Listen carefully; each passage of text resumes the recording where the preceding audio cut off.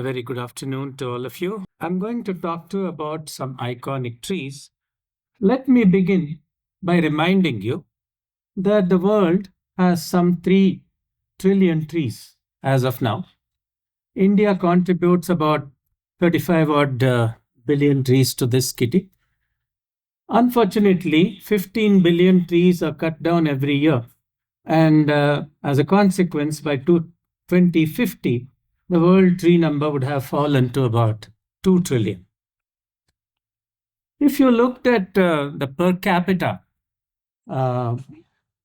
trees, Canada has the largest number at 10,000, nearly 10,200, and go across to the other side.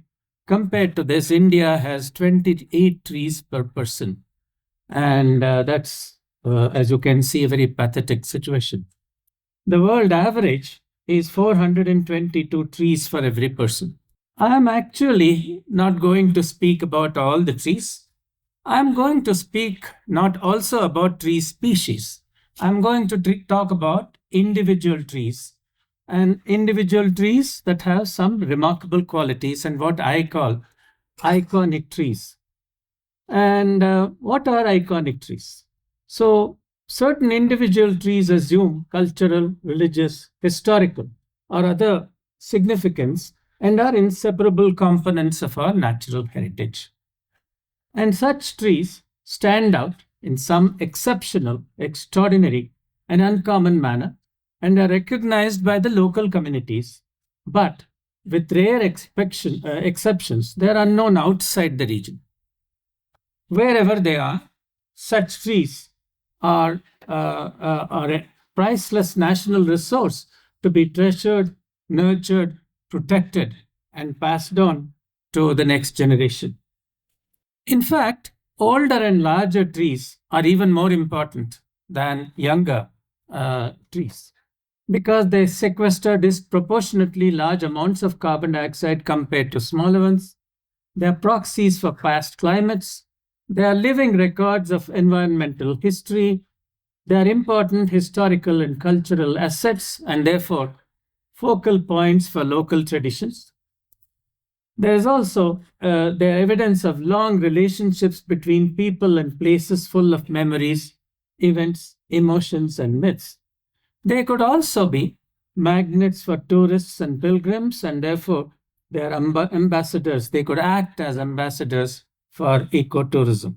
In fact, developed economies have shown a lot of interest in remarkable trees and exceptional trees, unlike in our country. This interest is fueled through attractive books, citizen science projects, champion tree and listings, ecotourism, tree walks, and many other things. In fact, even countries like Singapore, Vietnam, South Africa are all talking about their heritage trees or iconic trees, but we so far don't have a national debate and discussion on the need to recognize and protect them in India. And therefore, information about our iconic trees is very inadequate. Although our culture is very ancient, we don't have meticulous records of our remarkable trees. These tree species are, we are all aware of their associations with gods and gurus. However, individual tree champions are rarely identified. In fact, certain trees attract tourists and pilgrims. For example, the Bodhi tree in Bodh Gaya, everybody would probably know about them. Buddhism was actually born under a tree. And there are other trees which are associated with people, history, and many other things. In India, competing claims for the largest or the oldest, etc., are without scientific verification.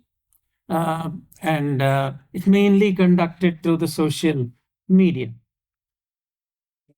So, we are actually taking baby steps here. Most of our states lack inventories of their iconic trees. Some state biodiversity boards are initiating projects to inventorize their notable trees. Sikkim, for example, just has an office memorandum with two lists of trees. Tamil Nadu and Gujarat have done better. The forest departments have brought out what are known as heritage tree catalogs. Haryana reportedly has compiled a list of special trees, and some NGOs have written books on trees, especially Chennai, Bangalore, and so on. Where there is no information, there is also no monitoring. So we don't even know how many and which kind of our iconic trees we are already lost and losing every day. So you take any of these projects, agricultural expansion, deforestation, unsuitable harvest from forests, climate change, trees are the first casualties. And I could cite several examples of how cutting trees has been a project in almost every one of our cities. And now there is a Great Nicobar project where reportedly more than 1 lakh of trees are going to be cut down. And in fact, NGOs claim that this number would be as many as 3 lakh trees that would be cut down in the Great Nicobar. So, what should we be doing? So, first of all, I think we must build a consensus at local, regional, and national levels on the criteria to define what constitutes a heritage tree. If you look at Haryana, Uttar Pradesh, other states, everybody has a definition which is different than the other one. What should we be including under the criterion of a heritage tree? So we must be, first of all, evolving a consensus, and we must be as inclusive as possible when we develop this consensus. And then prepare scientific documentation on heritage trees that is easily accessible to everybody. Then, of course, inventorize, map, and prepare electronic heritage tree registers at different geographical states, state, region, and the national level. And registers should be periodically and regularly updated, and public participation must be encouraged, because in most of the countries where such heritage trees are recognized and nurtured, their public participation is very strong. In fact, members of the public actually suggest that these trees should be included in the register. The experts vet these lists, and then they are included if found correct. And therefore, what is today the oldest tree may not be oldest anymore next year, and so on and so forth. This list keeps changing in a dynamic manner. Also, we must continue to conserve and manage heritage trees. Our current legal provisions are not adequate. Heritage trees are not even mentioned in many of our tree acts in most of our states, and there is no special provision to protect such trees. So we should also put in place systems to monitor tree health, and this is true especially in our cities, where such trees, avenue trees, for example, are concrete is put right up to the trunk and they choke to death, and so on and so forth. Most importantly, we must also create awareness and ensure public participation. Government support is essential and absolutely necessary, but that alone will not be able to make a success of this venture, because unless public accepts, owns this thing, it won't be successful. Also, we must evolve a time-bound plan and fix responsibility. So over the last 8-9 years, I have been working on the iconic trees from across India, trying to link individual trees to botany, history, culture, and people. I have in this book that has resulted from this work 75 living trees chosen from a working list of more than 300. They include gnarled age-wizened patriarchs, those that remind us of historic events or personalities. They may be gentle, wish-fulfilling giants, and trees that bring back memories of gruesome deaths and dark punishments, and so on and so forth. I have made it a rule that I would visit every tree that I described in this book. So I have traveled all over the country, and those trees that I have seen are only described in this. For the purpose of this discussion, I have classified iconic trees under the following 6 categories. Uh, Age would be a criterion. Ancient specimens, which are survivals of a long gone age. And for example, the oldest tree in India is a Himalayan pencil cedar, scientifically certified oldest tree. It is today about 2040 years after scientifically counting the tree rings through the process of dendrochronology. Then there is champions and giants having record dimensions. For example, the largest tree on earth, not only in India, is a giant banyan tree growing in Andhra Pradesh near Anantapur in a place called Kutibail. And this tree covers an area of 2.7 football fields. And you can hold 20,000 people standing under this tree. And this is a banyan, which is really awesome. Then trees of historical importance, which are linked to important events, personalities, or places in history. For example, I could have chosen any number of these, there are so many of them. This one actually represents a banyan tree, on which 257 freedom fighters were hanged during what the British call the Sepoy Mutiny, and we call the first freedom struggle of India, in a place called Bareilly, which was part of the Rohilkhand at that time when the mutiny started in 1857. In 1860, 257 people were actually hanged on this tree. This tree was used as a gallows. There are other criteria, 3 more: botanical weirdos, rarities, interesting introductions are having features of special botanical interest, trees of religious significance or cultural importance. I have also included avenues and groves of particular importance. Unfortunately, trees don't lend them to such neat categorization under each category. One tree may actually be belonging to more than one criterion, actually. It may be religious, it may be oldest, it may be largest, and so on and so forth.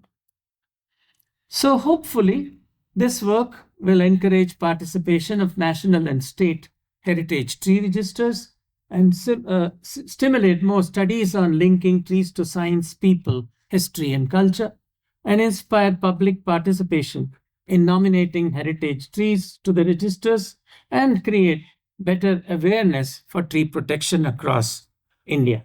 I'll now give you a few examples of heritage trees, mainly drawn from this area of which we are talking about today. I could have chosen trees from other areas, but I think I will restrict myself to the Nilgiri, generally Nilgiri and surrounding areas. And this particular tree here is it is indeed the oldest teak tree growing in the wild in India. And this is in the Parambiculum Tiger Reserve in Kerala. And this tree is supposed to be about 450 to 500 years old. And look at the magnificent trunk, which is so straight up.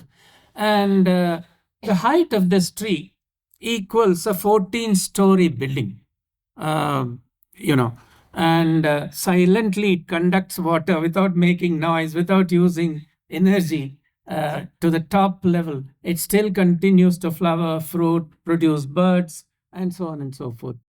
It would require about 5 people to actually surround this tree with outstretched hands. And its trunk is fluted, reminds you of the the Qutub Minar in Delhi. But Qutub Minar, of course, is taller and much larger than this. Such trees used to be growing in the whole of this area very commonly at one time. And they were systematically stripped the forest was stripped of these trees for wood, teak and rosewood.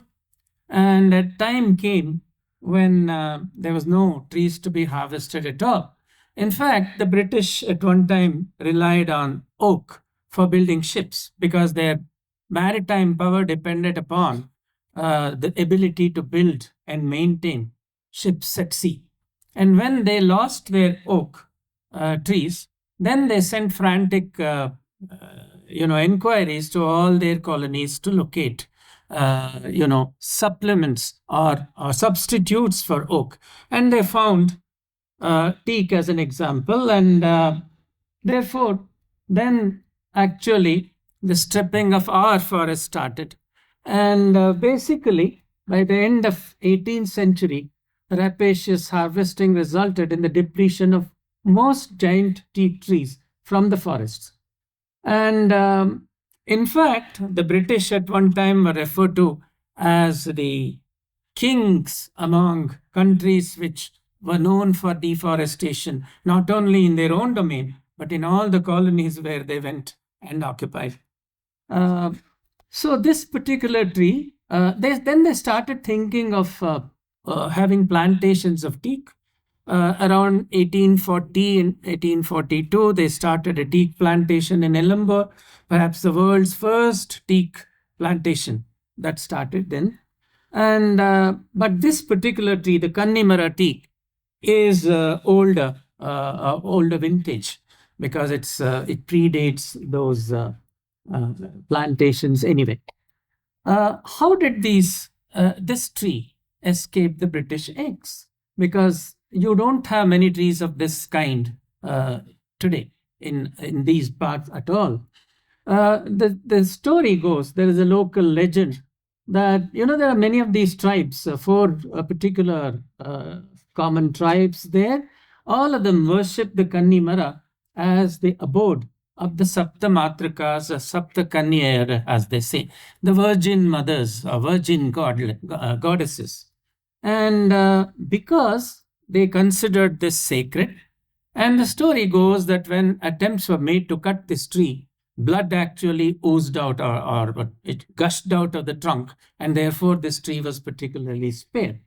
Whatever it is, this tree is standing in Arambiculam forest today as a gentle giant, and we hope there are many more to be discovered like this in that area. I was mentioning that the British also started plantations of teak. And the plantation that they started was in a place called Nilambur across the Chaliyar River. And when they started this, a man called Connolly was actually entrusted with the task, and he started systematically collecting the seeds, germinating them, and growing them. And very soon, in about 20 years or so, they had something like 600 hectares of teak plantation there. Teak, of course, is not grown in plantations as a monoculture. There are many other trees that come up in that ambience where it suits teak to come up. And today, a little part of that old 1842 teak plantation is still preserved in this place called, in this Nilambur area. And this is called Connolly's plot in honor of Connolly, who started the plantation. And in that plot, there are many other trees, as I said. And one of the great attractions in that plot is a gigantic tree of what botanically is Tetramelis nudiflora, but locally it is known as chini. And this grows all over India, and you will find that in various parts, and especially here. And this one is huge, to say the least. And it has giant buttresses. The circumference of this at the ground level is nearly 33 meters. And the trunk girth above the buttress is nearly 5 meters. And it has a height of some 55.2 meters. In this particular family, there are only two genera in this family, Tetramelis and Octomelis. The flowers, male and female flowers, are born in different trees. This particular tree happens to be a male tree, and therefore you don't find fruits. but you do find male flowers occurring on it. And when we were there, it's of course very fast growing. And if you ask me what is the age of this tree, it's very hard to guess because no studies have been made either through radiocarbon dating or dendrochronology. It's certainly not as old as the teak trees which are planted there, much younger, but nevertheless, it is a sight to behold. And at the time of our visit, uh, there was a whole school which brought their children, and all the children, about 20, 25 of them, along with their teachers, could be accommodated under its buttresses for a photograph. And you can imagine how big and awesome looking this tree is.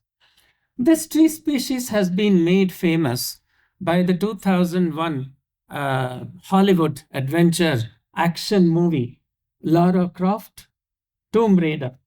And why is it so famous? Because you can see that that picture I took in Taff Rom in Cambodia and Angkor.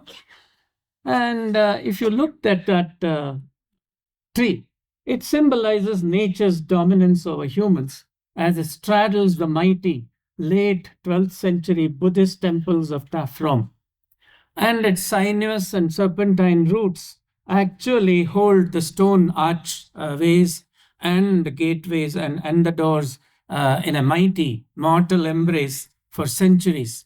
And it pries them open, and it is much more stronger than the mighty stone edifices themselves.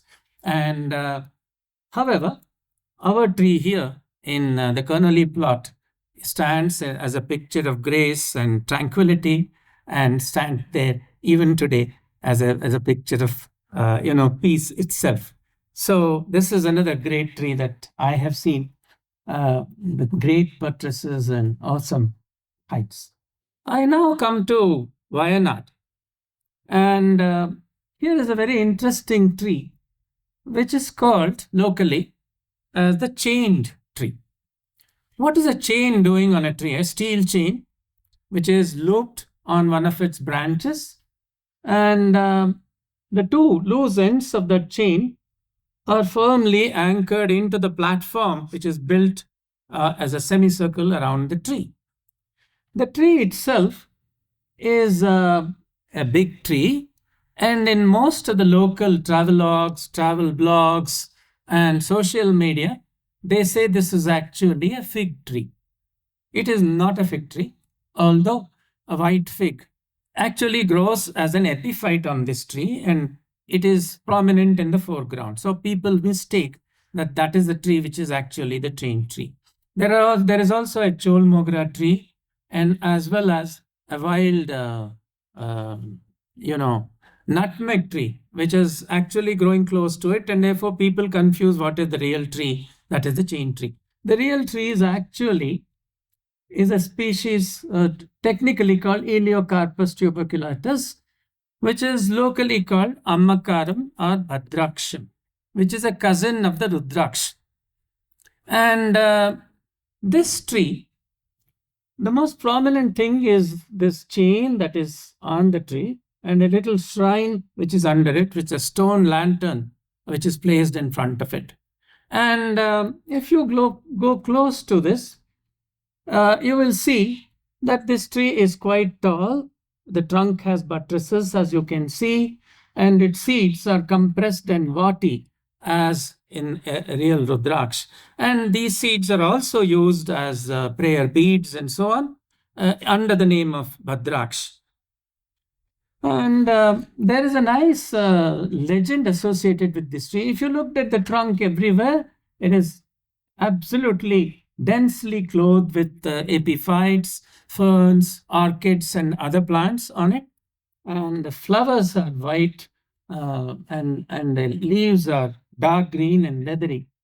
There is a wonderful legend of a tribal youth called Karintandan. The story goes that even as late as the late 18th, 19th century, this area was full of dense forests, and the British at that time were very interested in this area. because of its spices and timber and so on. But they were handicapped because there was no motorable road that could pass through this area. And they tried many times to build a road unsuccessfully. And therefore, they announced a prize for anyone who makes a road which is motorable and through which goods and things could be moved. And one of the British engineers of that time befriended a local youth called Karin Tandon. And this fellow was so conversant with the local terrain that he helped build actually a nice road through the dense forests. And the road was built, goods started moving, people started traveling, but strange things started happening. And many people, there were road accidents, and many people started dying. So soon there was, stories started circulating because this engineer who didn't want to share either the prize or the glory of building this road actually shot Karin Tandon and hid his body in the bushes. So people started sending rumors that it is actually the soul of this youth which is actually troubling all these people traveling on these roads. And therefore, the local people were alarmed and they summoned a local priest who actually bound the soul of this youth on this tree through a steel chain, and thereby hangs the legend of Karin Tandon. And this fellow was a local Pania tribal boy. And today, the local Pania community organizes annual yatra on the first Sunday of March to keep this fellow's memory intact. Nobody knows when this story happened. It's a legend, of course, and nobody knows who the engineer was and so on. And therefore, basically, people don't want to take chances. So they stop there and make votive offerings, or at least light an incense stick and so on and move on. So this is a magnificent rosewood tree from the Anamalai Tiger Reserve. It's in a place called Top Slip. And the reason it is called Top Slip is at one point of time, timber from the Tekadi forest was carried to this place and through a 10-kilometer road built in 1850. And then it was actually skidded down the ghat to the foothills. And that's why it's called Top Slip. And then it was carried to Palakkad from there and floated down the Bharatipura river to Ponnani. And then from there, it was shipped to the naval dockyard in Bombay for processing. And this system continued until 1868.